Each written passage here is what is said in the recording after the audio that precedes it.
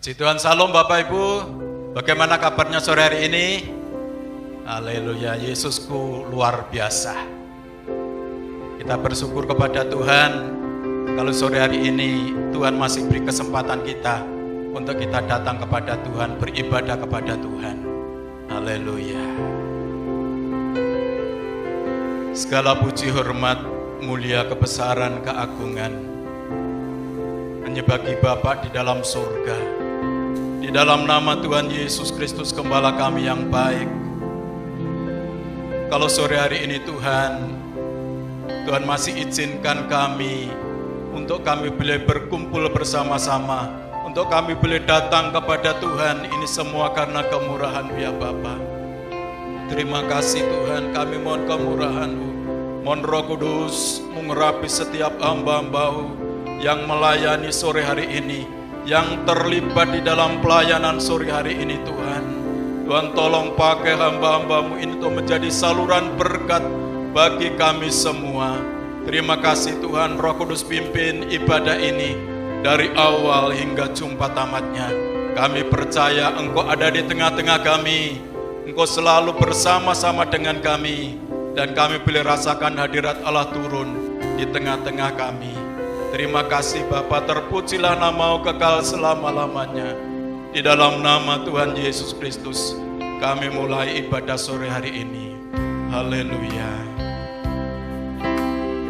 Kekuatan di hidupku hanya ku dapat di dalam Yesus. Haleluya.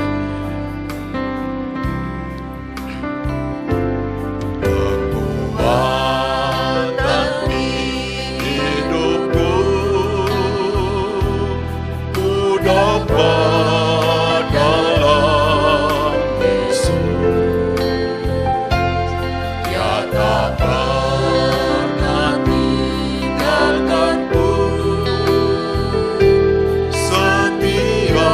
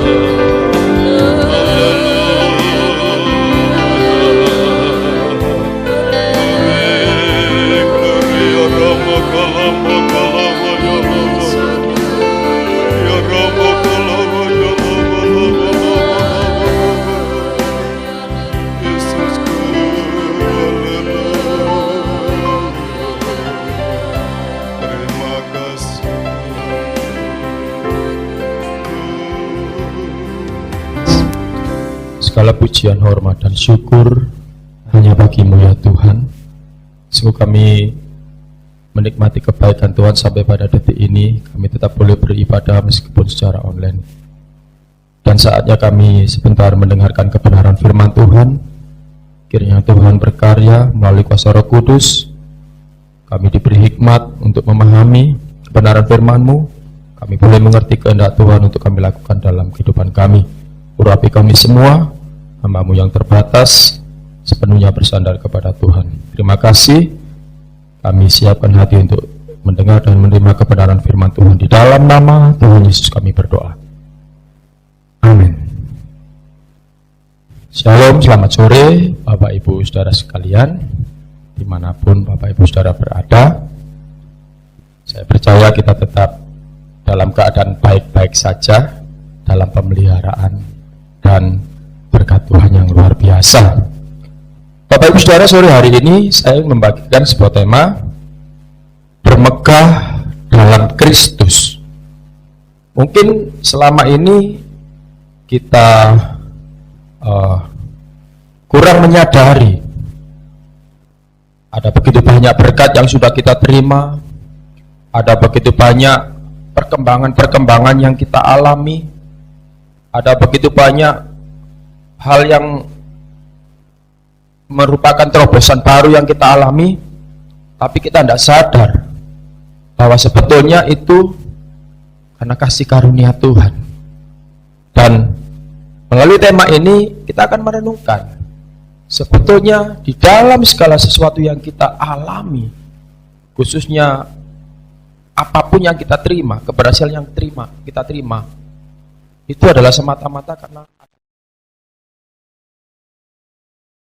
melalui kebenaran firman Tuhan ini supaya kita mensyukurinya, dan melalui itu kita mau mengatakan semua karena Tuhan. Kira-kira seperti itu, bermegah di dalam Kristus. Saya akan bacakan firman Tuhan yang saya ambil dari 1 Korintus pasal 1 ayat 25 sampai 31. Demikian firman Tuhan. 1 Korintus pasal 1 ayat 25 sampai 31. Sebab yang bodoh dari Allah lebih besar hikmatnya daripada manusia, dan yang lemah dari Allah lebih kuat daripada manusia. Ingat saja, saudara-saudara, bagaimana keadaan kamu ketika kamu dipanggil. Menurut ukuran manusia, tidak banyak orang yang bijak, tidak banyak orang yang berpengaruh, tidak banyak orang yang terpandang. Tetapi apa yang bodoh bagi dunia, dipilih Allah untuk memalukan orang-orang yang berhikmat. Dan apa yang lemah bagi dunia, dipilih Allah untuk memalukan apa yang kuat. Dan apa yang tidak terpandang dan yang hina bagi dunia, dipilih Allah. Bahkan apa yang tidak berarti, dipilih Allah untuk meniadakan apa yang berarti.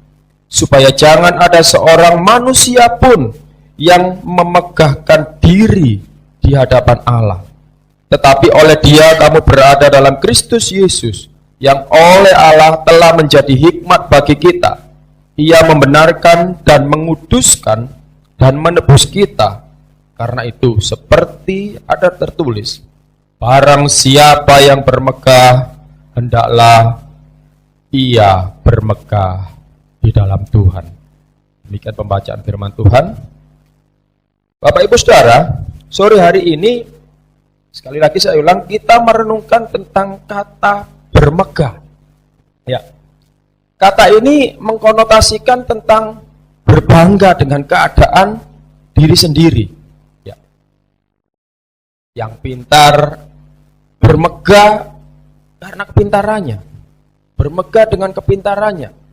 Yang kaya bermegah dengan kekayaannya. Yang punya pangkat atau kedudukan bermegah dengan pangkat dan kedudukannya. Ya mungkin Bapak Ibu Saudara mengatakan, ya manusiawi, pada umumnya orang seperti itu. Apakah salah kalau aku berbangga karena itu, bermegah karena itu? Bapak Ibu Saudara, di satu sisi kebanggaan seseorang bisa membuat orang bersyukur. Kalau dia tahu bersyukur, puji Tuhan, aku sekarang diberkati Tuhan, punya kekayaan, puji Tuhan aku naik pangkat, puji Tuhan ini dan itu Bapak Saudara. Di satu sisi, kalau memang dia tahu bersyukur. Tetapi di sisi lain, kebanggaan seseorang bisa membuat orang menjadi sombong. Atau orang luar mengatakan takabur. Lupa dengan siapa yang memberi, lupa dengan orang lain. Mereka bisa saja pada akhirnya merendahkan orang lain. Sulit menerima pendapat atau nasihat orang lain. Bahkan dalam kondisi akut, orang ini bisa menolak Tuhan dan menolak ajarannya. Seringkali kalau orang itu bermegah karena keduniawiannya, orang itu akan mudah meremehkan orang. Pendeta berkhotbah, pendeta apa? Oh, aku sudah tahu, aku sudah ngerti. Kalau ada orang yang negur dia, mungkin kamu itu siapa? Kamu itu sopo? Dan seterusnya. Sulit mendengar atau menerima nasihat atau pendapat orang lain. Padahal kadang-kadang disampaikan itu ajaran firman Tuhan, nasihat firman Tuhan. Justru malah dia menolak. Kira-kira seperti itu Bapak Saudara.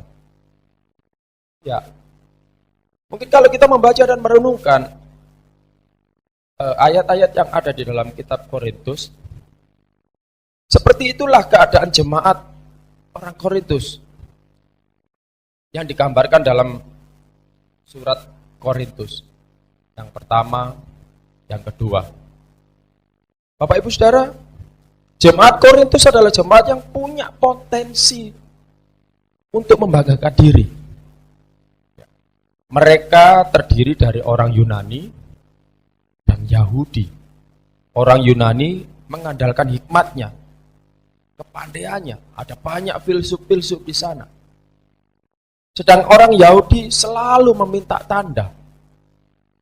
Ini artinya, Bapak Ibu Saudara, tidak mudah untuk bisa berkomunikasi dengan mereka jika tidak memiliki kemampuan yang setara dengan mereka. Ayat-ayat yang kita baca merupakan nasihat dan teguran Paulus kepada jemaat Korintus yang bermegah atas keadaan mereka.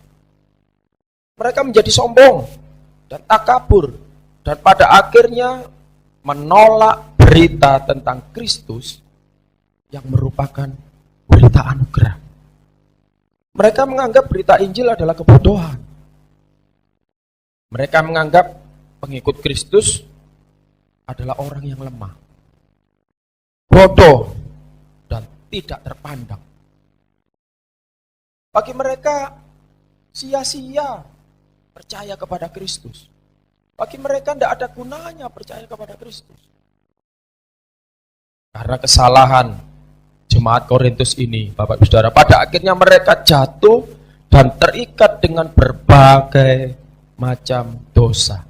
Di antaranya, kalau kita baca keseluruhan kitab Korintus, ada perpecahan, ada pertengkaran, ada perzinaan, ada kawin campur, ada sinkretisme. Jadi berhala dan Tuhan dicampur adukkan. Melihat kondisi ini, sebabnya Paulus kemudian mengirimkan surat yang sekarang kita kenal dengan surat Korintus untuk menegur dan menasihati mereka. Dalam bagian ayat yang kita baca, Paulus mengingatkan bahwa jika kita mau bermegah, hendaknya kita bermegah di dalam Tuhan. Bermegah karena Tuhan, bermegah karena didasari ada Tuhan yang terlibat di dalam hidup kita. Sesungguhnya itulah yang terjadi dalam segala hal. Ada keterlibatan Tuhan, ada campur tangan Tuhan. Bapak Ibu Saudara, pada dasarnya Paulus ingin menekankan dan meyakinkan jemaat Tuhan bahwa kasih karunia Tuhan yang dinyatakan melalui karya Kristus adalah nyata dan sempurna. Nyata dan sempurna artinya memang Tuhan itu berkehendak dan berinisiatif untuk menyelamatkan manusia yang berdosa serta memulihkan manusia dari kondisinya yang buruk dalam segala hal. Dan itu sudah dinyatakan melalui penyaliban Kristus. Tuhan sendiri yang berinisiatif ingin memulihkan manusia dalam kondisinya yang berdosa, kondisinya yang terpuruk, kondisinya karena dosa mereka mengalami begitu banyak penderitaan, kesulitan, dan Tuhan mau memulihkan kondisi itu. Itu sebabnya Tuhan datang ke dunia untuk menebus kita semua dan memulihkan kita dari kondisi itu. Jadi itu sudah dilakukan oleh Tuhan, Bapak Ibu Saudara. Karena itu sore hari ini saya mengajak kita kembali merenungkan bagian dari ayat-ayat ini untuk menemukan kebenaran-kebenaran yang Allah kehendaki bagi kita. Ada beberapa hal yang Paulus ingatkan kepada jemaat. Yang pertama, Bapak Ibu Saudara, Paulus mengingatkan tentang kemampuan Allah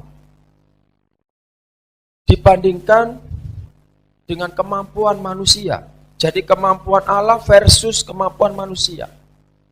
Bapak Ibu Saudara, kalau kita baca dalam ayat 25 dan 20 sampai 28, tadi saya sudah bacakan, Paulus itu menguraikan tentang penilaian secara manusiawi yang dikontradiksikan dengan kemampuan dari Allah. Ya. Tadi ayat 25 ditulis begini, sebab yang bodoh dari Allah lebih besar hikmatnya daripada manusia, dan yang lemah dari Allah lebih kuat daripada manusia. Paulus mengkontradiksikan itu. Ada kemampuan Allah, tapi di situ juga ada kemampuan manusia, kemampuan manusiawi. Tentu pendapat-pendapat masing-masing itu berangkat dari dasar yang berbeda. Yang satu secara rohani, yang satu secara jasmani. Kalau orang Korintus sudah pasti mereka bersumber dari hikmat manusiawinya, dari hikmatnya. Bahasa Paulus dalam kitab Korintus ini, hikmat dunia. Sedangkan Paulus menegaskan tentang, di sisi lain ya, Paulus menegaskan tentang kedaulatan dan kemampuan Allah mengendalikan segala sesuatu. Hikmat mereka, hikmat orang Korintus mengatakan begini, percaya Injil itu bodoh, percaya Kristus yang tersalib itu bodoh, pengikut Kristus itu bodoh, lemah dan tidak terpandang. Mereka tidak tahu, Bapak Saudara, bahwa Allah sanggup mengubah segala sesuatu. Yang mereka anggap hebat, bisa diubah Allah. Demikian sebaliknya. Masih ingatkah kita tentang contoh Nebukadnezar? Bagaimana dia menyombongkan diri karena dia merasa sebagai raja yang hebat. Tapi dalam sekejap Tuhan bisa mengubah dia menjadi seperti binatang. Untuk mengingatkan bahwa kita tidak boleh sombong di hadapan Tuhan. Sebaliknya, ingatkah kita tentang Yusuf yang sedemikian rupa mengalami tekanan, penganiayaan, dan seterusnya. Tetapi di satu titik tertentu Tuhan angkat dia. Bapak Saudara, Alkitab mengingatkan dalam Amsal 21 ayat 1. Katakan demikian, hati raja seperti batang air di dalam tangan Tuhan, dialirkannya kemana ia ingin. Jadi artinya ada satu yang dilupakan oleh orang-orang Korintus, bahwa Allah sanggup mengubah segala sesuatu di luar yang bisa dipikirkan oleh manusia. Bapak Saudara, berapa banyak kita melihat orang yang tadinya bangga dengan kekayaan, jabatan, dan kekuatannya, bisa tiba-tiba berubah. Bisa terjadi. Sekarang yang perlu kita ingat di sini adalah bahwa manusia itu memiliki keterbatasan dan kelemahan yang hakiki. Kita tidak bisa mengandalkan kemampuan manusiawi kita. Jadi, apapun keadaan kita, kita harus tetap memandang Tuhan. Belum diberkati, kita tetap ingat Tuhan, kita tetap cinta Tuhan. Diberkati, kita tetap ingat Tuhan, kita tetap cinta Tuhan. Belum punya kedudukan, kita cinta Tuhan, kita mengingat Tuhan. Sesudah mendapat kedudukan yang tinggi, pengambil kebijakan, pengambil keputusan, kita tetap ingat Tuhan dan cinta Tuhan. Kenapa? Tuhan punya kedaulatan dan kemampuan yang jauh melebihi kemampuan manusia. Yang kedua yang Paulus ingatkan dari ayat-ayat yang kita baca, manusia itu dalam kendali dosa. Jemaat Korintus tidak menyadari bahwa mereka dalam kendali dosa yang cenderung membawa pemikiran mereka kepada pemikiran yang menolak kebenaran di dalam Kristus. Akibatnya mereka jatuh semakin dalam. Ya, seperti itulah. Jika dosa mengikat seseorang, maka kecenderungannya berbuat jahat.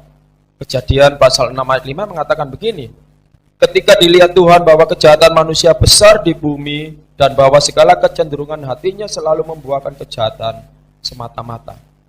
Jadi ketika seseorang dikendalikan oleh dosa, maka kecenderungan hatinya itu membuahkan kejahatan. Pun demikian yang terjadi di dalam jemaat Korintus. Diawali dari kesombongannya, diawali dari penolakannya tentang Injil, tentang Kristus yang tersalib. Dosa mulai mengendalikan mereka, dan akhirnya mereka semakin jatuh lebih dalam lagi. Kitab Roma juga mengatakan bahwa manusia itu telah kehilangan kemuliaan Allah. Jadi artinya potensi untuk melakukan kebenaran itu sangat minim sekali, atau bahkan nggak ada. Bapak Saudara, ayat-ayat ini menegaskan bahwa kita, ketika manusia dikendalikan dosa, kecenderungan mereka selalu berbuat kejahatan. Tidak ada lagi kemampuan untuk hidup dalam kebenaran.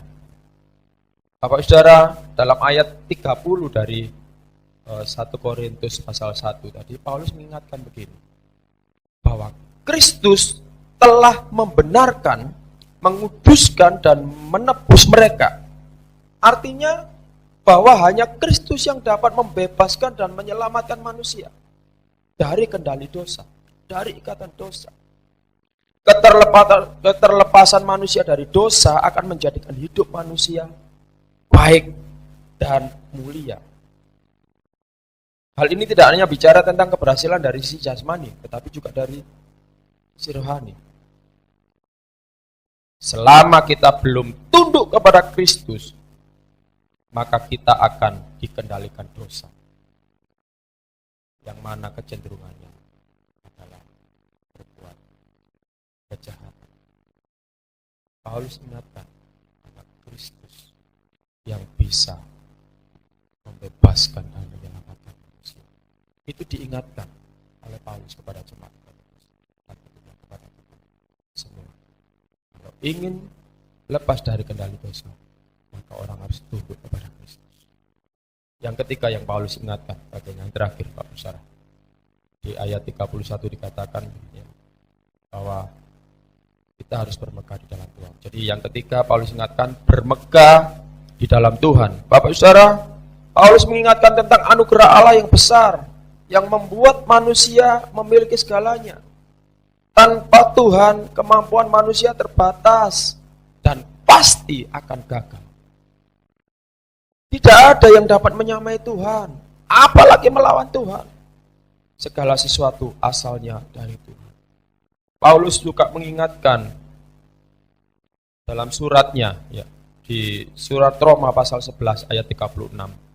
Sebab segala sesuatu adalah dari Dia, dan oleh Dia, dan kepada Dia, bagi Dialah kemuliaan sampai selama-lamanya. Anugerah Tuhan dibuktikan dengan nyata melalui karya Kristus. Alkitab mengatakan, sedang nyawa saja Dia beri, apalagi untuk kebutuhan kita, apalagi untuk persoalan kita. Dia pasti sanggup tolong, Dia pasti sanggup cukupi. Tidak ada yang Allah tidak bisa lakukan dalam hidup kita, Bapak Saudara. Sesuatu yang pastinya sangat mudah bagi Allah untuk mewujudkannya bagi kita. Bapak Saudara, yang harus kita lakukan sekarang adalah mari kita terus belajar bersyukur dan mengandalkan Tuhan, serta memberi kesaksian bahwa semua karena Tuhan. Kita bermegah di dalam Tuhan, bermegah di kesaksian kepada semua orang. Semua. Tuhan Yesus memberkati. Mari kita berdoa.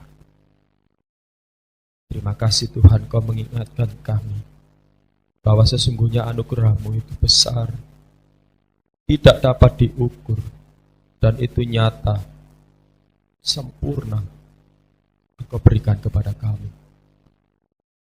Dengan kematian-Mu di kayu salib, itu membuktikan kasih-Mu kepada kami. Dan kami yakin bahwa kalau keselamatan saja Engkau jamin, maka kehidupan kami sehari-hari Engkau juga pasti jamin. Itu sebabnya kami mau belajar bersyukur. Kami mau terus bermegah di dalam Tuhan dengan menceritakan kepada semua orang bahwa kami ada itu karena Tuhan. Kami ada karena berkat Tuhan. Tanpa Tuhan kami lemah. Tanpa Tuhan kami tidak berdaya. Tanpa Tuhan kami gagal. Kami tidak akan pernah berhasil. Meteraikan firman dalam hidup kami masing-masing. Hamba berdoa berkati semua yang mendengarkan kebenaran ini dalam masalah dan pergumulan mereka. Biar mereka tidak takut dan tidak khawatir. Kami semua tidak takut, tidak khawatir karena kami tahu ada jaminan di dalam Tuhan. Ada kepedulian dari Tuhan yang Tuhan berikan kepada kami. Asal kami tetap terus mengasihi Tuhan. Tetap terus mencintai Tuhan, mengandalkan Tuhan. Terima kasih Tuhan. Berkati semua teman-teman yang memungkinkan kami untuk bisa menikmati tayangan ini. Teman-teman multimedia, soundman, Tuhan berkati. Tuhan berkati juga semua pelayan-pelayan Tuhan yang menyampaikan atau yang melayani di dalam pelayanan ini. Tuhan berkati mereka. Saat ini kami tetap berdoa buat gereja-gereja Tuhan, buat gereja kami GBPS, biar gereja kami tetap boleh menjadi kesaksian yang luar biasa dari Tuhan, karena Tuhan sudah menyatakan pertolongan dan berkat bagi setiap kami. Biar gereja-gereja Tuhan boleh menjadi kesaksian yang baik dan memenangkan banyak jiwa. Nama Tuhan dipermuliakan. Terima kasih Tuhan, terima kasih. Kami saat ini berdoa buat bangsa dan negara kami. Kiranya Tuhan terus berkarya bagi bangsa kami. Meskipun di tengah-tengah pandemi ini, biar kami semua boleh tetap bersyukur dan boleh tetap belajar bahwa ada rencana dan kehendak Tuhan yang baik bagi kami semua. Tuhan menolong pemerintah kami, Tuhan menolong orang-orang yang punya bagian masing-masing untuk menyelesaikan masalah di bangsa ini. Tuhan tolong mereka, memberikan hikmat akal budi bagi mereka. Mengatur mengelola bangsa ini dengan baik. Biar bangsa kami tetap di dalam kemurahan Tuhan dan diberkati Tuhan. Terima kasih Tuhan, kami mengucap syukur. Selesai ibadah ini, kami buka hati kami untuk kami terima berkat yang datang dari Tuhan. Kiranya turun dan tinggal atas hidup kita berkat, anugerah, damai sejahtera dari Allah Bapa, kasih dari Tuhan Yesus Kristus, di dalam persekutuan Allah Roh Kudus yang terus menyertai kita dari satu kemenangan kepada kemenangan lain, dari satu keberhasilan kepada keberhasilan yang lain, sekarang sampai selama-lamanya. Di dalam nama Tuhan Yesus kami sudah berdoa dan mengucap syukur, diberkati. Sama-sama katakan.